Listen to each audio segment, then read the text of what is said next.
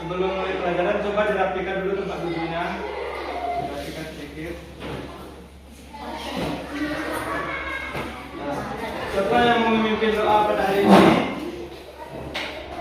Silakan Ilham dipimpin temannya berdoa.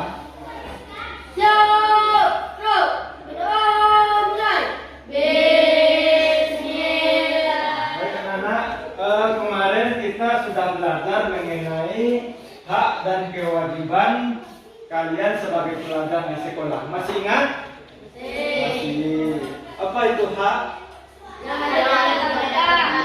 Kewajiban? Nah, jadi untuk pembelajaran kita pada hari ini, kita akan belajar mengenai melalui membaca dan mengamati, kita akan mengenal hak dan kewajiban kalian sebagai pelajar, sebagai anak di rumah. Nah, untuk itu, sebelum Bapak masuk kepada pembelajaran, Bapak akan memberikan suatu games kepada kalian. Mau? Mau. Sebelumnya silakan anak Bapak berdiri di belakang, seluruhnya berjejer ada bersaf.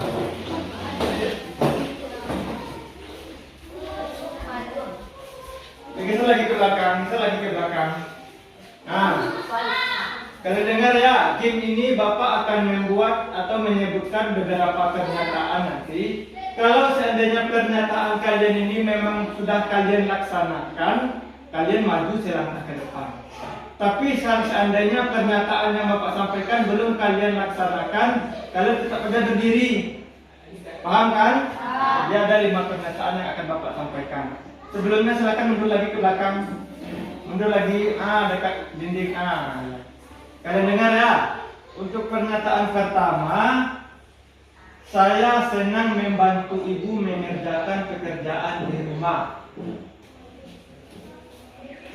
Dari kuis singkat yang sudah Bapak berikan tadi, apakah menarik? Menarik. Bagaimana yang kalian suka? Bisa? Saat teman saya memberi jawabannya sama dengan saya, Pak. Ya, saya suka karena dia tahu jawaban temannya sama dengan dia. Kita masuk kepada pembelajaran kita hari ini. Bapak akan memusatkan konsentrasi kalian supaya kalian lebih konsentrasi dalam belajar. Makanya Bapak akan melakukan kesadaran penuh, namanya dengan teknik stop. Berhenti sejenak dari kegiatan yang kalian lakukan. Sekarang cobalah untuk duduk rileks tanpa menyandar pada kursi. Badan ditegakkan. Usahakan bahu kiri sejajar bahu kanan. Telapak tangan diletakkan di paha dengan punggung tangan menghadap ke atas. Telapak tangan diletakkan di paha dengan punggung tangan dihadapkan ke atas. Kalau dapat matanya dipejamkan. Dengarkan apa yang Bapak sampaikan ya.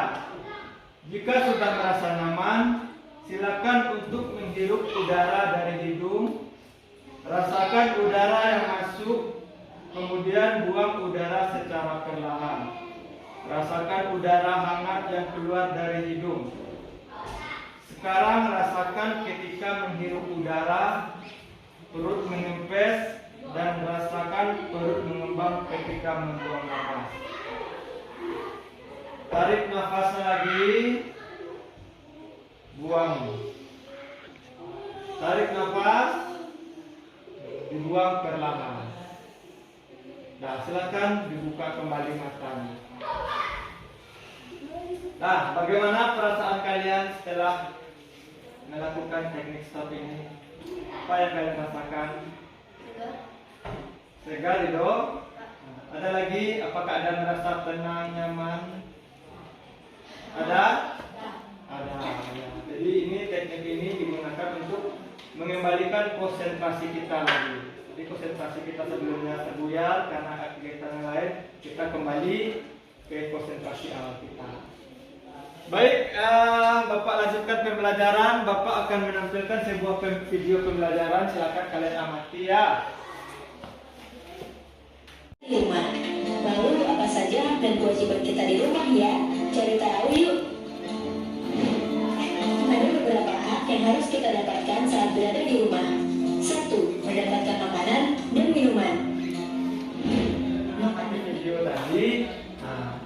akan menanyakan beberapa pertanyaan mengenai video yang sudah kita tonton tadi ya.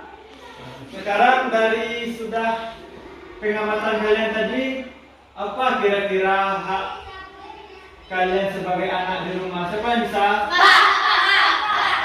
Coba bilang. Mendapatkan makan dan minum. Mendapatkan makan dan minum. Ya. Ada lagi? Nah, coba Nisa. Mendapatkan bimbingan dari orang tua saat belajar di rumah. Tepuk tangan untuk kita. Anak, coba silakan kalian buka buku tema 6-nya. Silakan dibuka buku tema 6. Halaman 2. Silakan kalian amati bacaan dan gambar kegiatan warga masyarakat di Kampung Damai. Silakan diamati bukunya.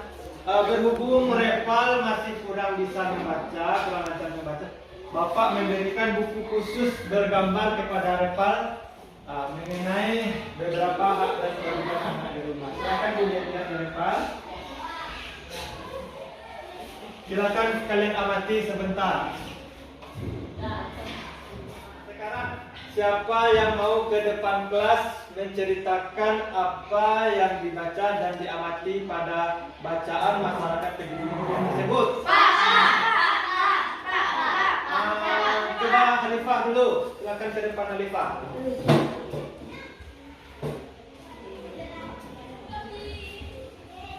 Saya akan menyampaikan hasil pengamatan saya.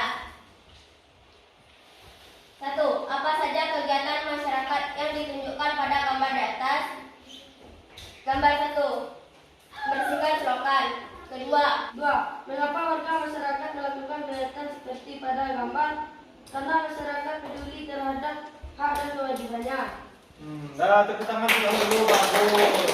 Nah, jadi itu dia setelah pengamatan gambar dan bacaan yang ada di bacaan tersebut, dapat kalian pahami bahwa masyarakat warga Kampung Damai dia peduli dengan hak dan kewajibannya. Nah, selanjutnya Bapak akan membagi kalian menjadi 2 kelompok. Nah, Bapak yang akan bagi itu kalian? Bapak saja ya. Bapak akan sebut nanti bilang 1, 2, 1, 2 ya. Nah, mulai dari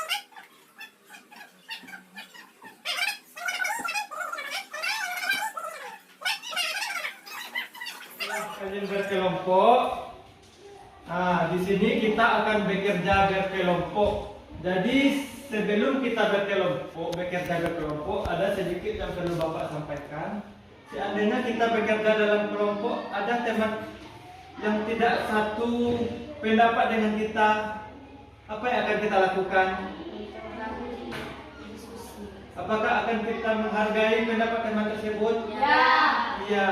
Nah, jadi seperti itu nanti kalau bekerja berkelompok, apabila ada teman yang tidak sependapat dengan kalian, kita harus hargai pendapat teman tersebut. Jangan kita memaksakan pendapat kita saja sendiri.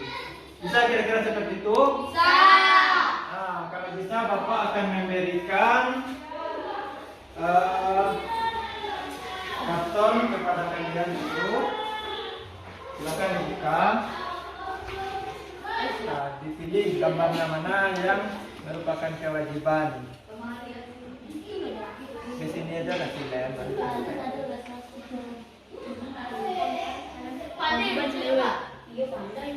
Kanan mana? Kanan. Bagaimana nasib diskusinya? Kelompok 1 siap? Nah, sebelum kita menampilkan hasil diskusinya, kita rileks sebentar dulu ya. Bapak akan melakukan ice breaking kepada kalian. Silakan berdiri semuanya dulu. Silakan berdiri. Dah, ambil posisi yang tepat. Nah, silakan dilihat ice breakingnya ke depan.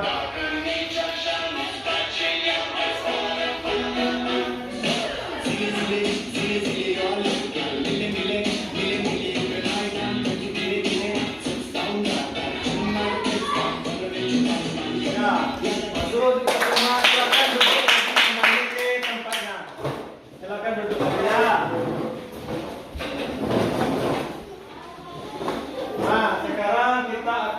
bacakan hasil diskusi kalian. Kelompok mana yang mau ke depan dulu?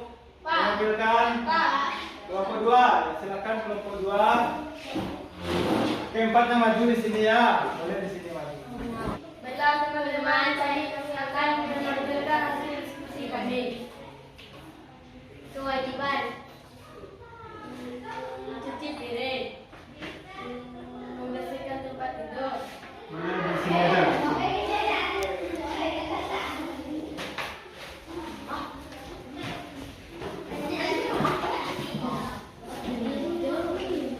Baiklah teman-teman, kami akan menampilkan hasil diskusi kami.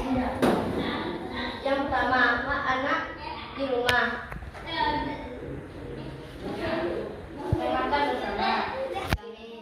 Nah, tepuk tangan dulu untuk kelompok 1. Silakan untuk kelompok 1. Nah, bagaimana tanggapan kelompok 1 tadi dari kelompok 2? Ada yang mau ditanggapi? Seharusnya tidak dimasukkan ke dalam hak. Ah, ya. Itu tanggapan dari kelompok 2 terhadap kelompok 1.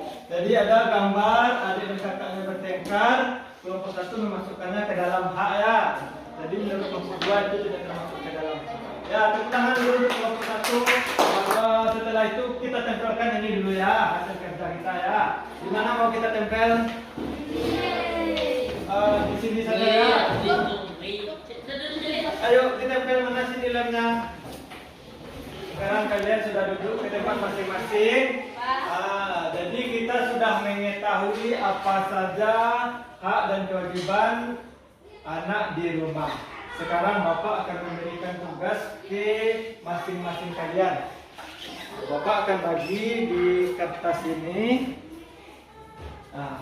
Dari hak dan kewajiban yang sudah kalian ketahui, kira-kira hak atau kewajiban apa yang sudah pernah kalian laksanakan di rumah? Kita laksanakan dengan penuh tanggung jawab. Apa kira-kira sudah kita laksanakan? Jadi tugas tersebut kalian buat di kertas yang Bapak bagikan ini nanti. Boleh tugas tersebut kalian buat dalam bentuk cerita. Kalau yang suka bercerita. Nah, yang suka menggambar, boleh tugas tersebut kalian buat dalam bentuk gambar. Ini hak saya sudah pernah saya lakukan di rumah di Pak. Ada bentuk gambar yang bagus. Boleh dalam bentuk infografis.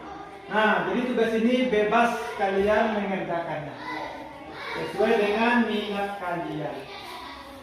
Anak, siap? Siap. Siap. Kalau sudah siap, siapa yang mau ke depan menceritakan hak dan kewajiban apa saja yang pernah dilakukannya di rumah? Coba siapa lagi? Fauzia, silakan ceritakan tentang Fauzia.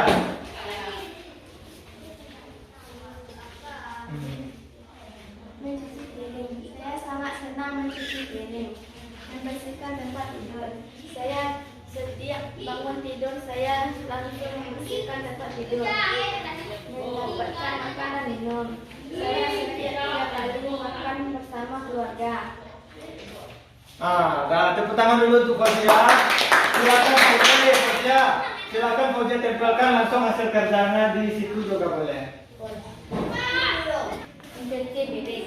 Mencuci piring adalah salah satu kewajiban saya di rumah.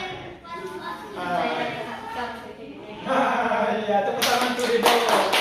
Rido sangat suka mencuci piringnya. Gambarnya juga bagus sekali Rido. Ya, silakan ditempel di sana ya Rido.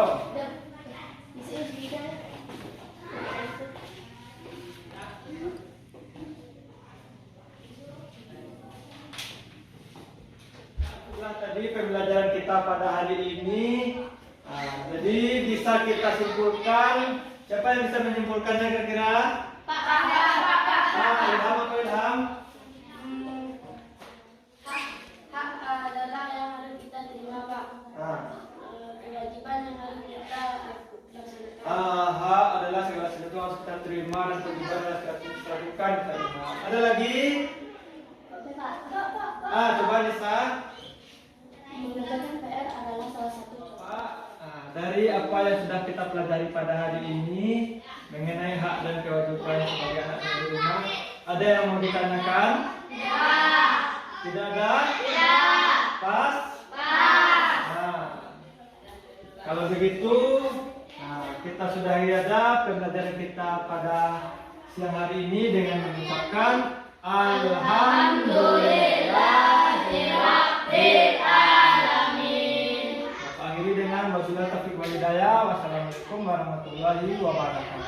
Waalaikumsalam warahmatullahi wabarakatuh. Baiklah, setelah saya melakukan kegiatan pembelajaran berdiferensiasi dan pembelajaran sosial emosional, saya akan melakukan sebuah refleksi terhadap kegiatan yang sudah saya lakukan. Yang pertama yang saya rasakan waktu saya melakukan perencanaan pembelajaran berdiferensiasi dan pembelajaran sosial emosional ini, saya sedikit bingung karena mungkin faktor saya belum memahami apa itu pembelajaran berdiferensiasi dan pembelajaran sosial emosional. Tetapi setelah saya memahami pengertian dari pembelajaran berdiferensiasi dan pembelajaran sosial emosional ini, saya menjadi lebih terbantu dan memudahkan saya dalam merancang pembelajaran yang akan saya lakukan. Kemudian yang saya rasakan setelah melakukan kegiatan pembelajaran berdiferensiasi dan pembelajaran sosial emosional ini, saya merasa pembelajaran ini sangat berpihak kepada murid.